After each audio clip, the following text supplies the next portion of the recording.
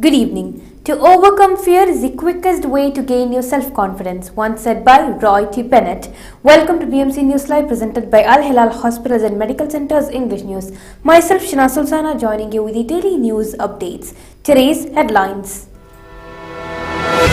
His Highness Sheikh Nasser bin Hamad Al Khalifa patronized graduation ceremony. Bahrain took lead in global gender gap report. Transportation Minister visited French Pavilion at Le Bourget Air Show. Saudi Arabia will test AI-powered electric self-driving buses for pilgrims. French underwater robot reached near Titanic wreck to find missing sub.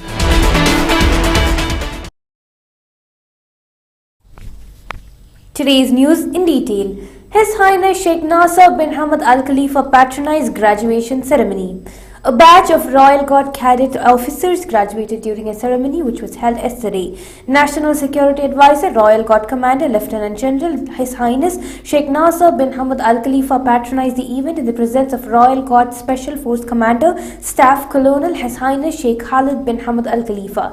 The graduation ceremony was also attended by Royal Guard Deputy Commander Major General Hamad Khalifa Al Naimi and other officials. His Highness praised the standard of the scientific and practical course, which can qualify a soldier towards the highest level of efficiency and competence, commending the graduates' military skills. Bahrain took lead in global gender gap report. Bahrain has achieved the highest gender parity in the GCC after the UAE, according to the Global Gender Gap Report 2023 issued by the World Economic Forum. Bahrain ranked first in the world in four of the sub-indexes monitored by the report, which are literacy rate, educational attainment, and sex ratios at birth. It is recorded that significant progress in the ranking, going up 18 ranks compared to the last year's report, as it reached 113th place this year.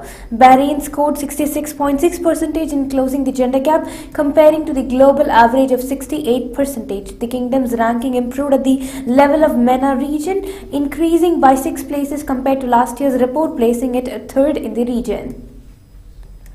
Transportation Minister visited French Pavilion at Le Bourget Air Show.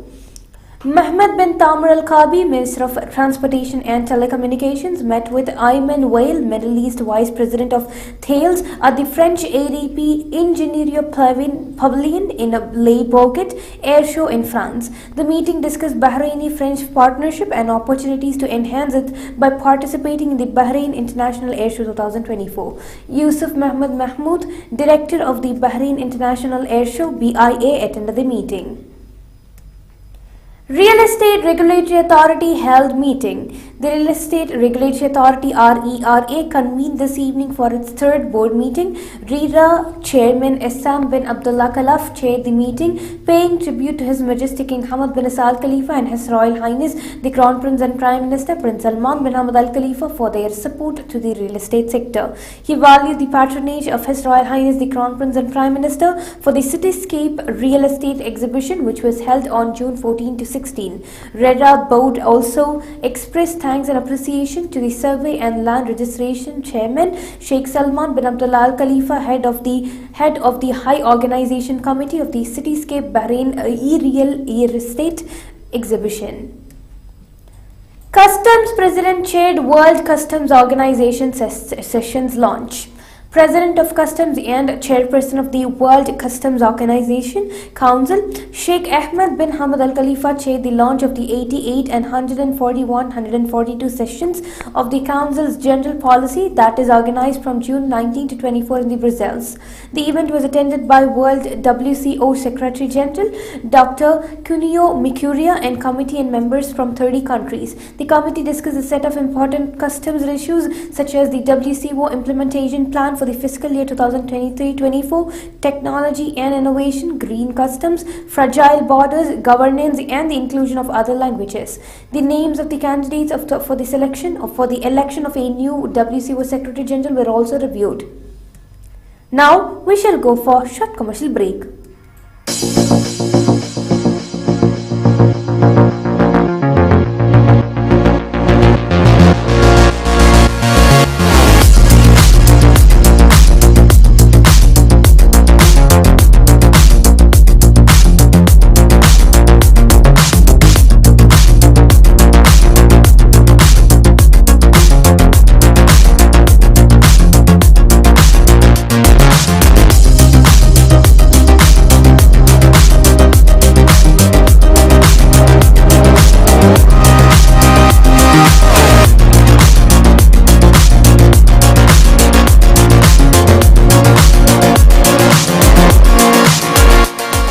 The 16th branch of Megamart and Macromart supermarkets in Bahrain has opened in Sahla.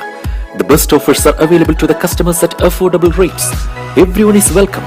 During and around the opening day, a variety of fish including salmon, meat and dairy products, roastery, frozen items, food and non-food items, groceries, fruits and vegetables, electronics, garments and ready-to-eat food items are available to the customers at affordable rates. Hearty welcome to all. Megamart and Macromart, your favorite shopping destination.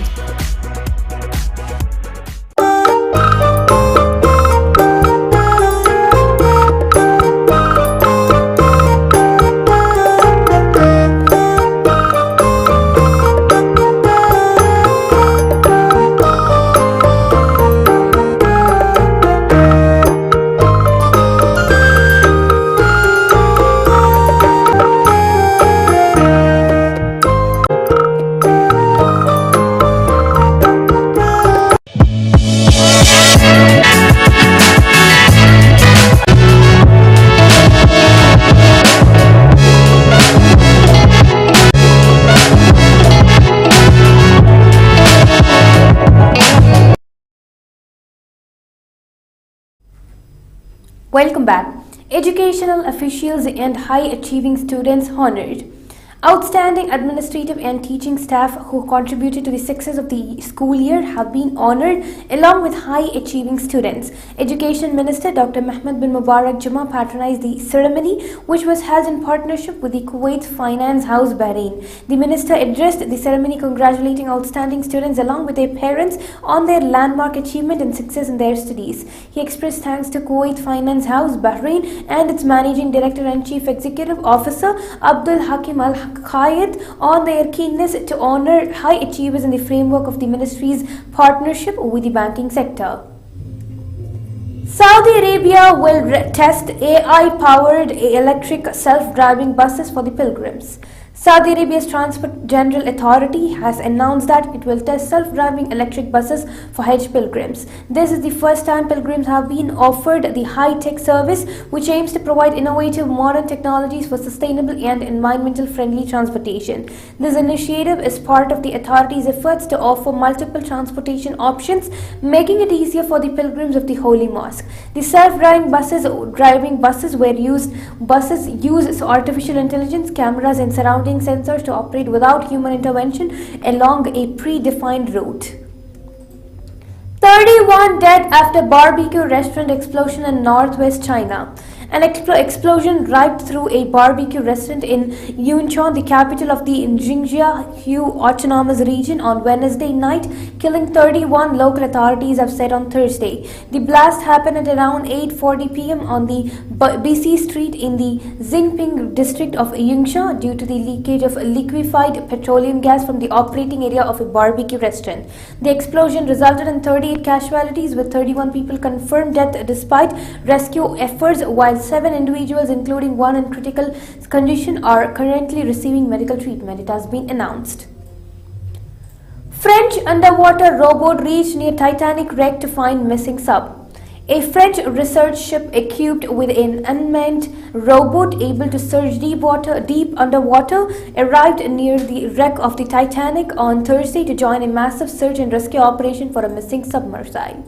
With just hours of oxygen believed to be left for the 5 people on board the submersible Titan, the Atlanta ship arrived around 2 kilometers (1.2 miles) south of the Titanic wreck after 0800 GMT, according to the Marine Traffic website. It was moving west in the North Atlantic at a speed of 5 knots as of 0900 GMT. The French Research Institution for Exploitation of the Sea, which operates the ship, had earlier said that in Atlanta would arrive at 800 GMT after being urgently dispatched from France on Thursday. US to ease visas for skilled Indian workers after the visit of India's Prime Minister. The Biden administration will make it easier for Indians to live and work in the United States using this week's state visit by the Prime Minister Narendra Modi of India to help some skilled workers enter or remain in the country. According to 3 people, familiar with this matter. The State Department could announce as soon as on Thursday that a small number of Indians and other foreign workers on H-1B visas will be able to renew those visas in the US without having to travel abroad, one of the sources have said, part of a pilot program that could be expanded in coming years. Indian citizens are by far the most active users of the US H-1B program and made up 73% of the nearly 442,000 H-1B workers in fiscal year 2022. With this, we come to the end of today's news. Stay tuned for daily news updates in BBC News Live English at 7:30 p.m. Thank you so much for watching. Signing off by Shana Sultana. Good night.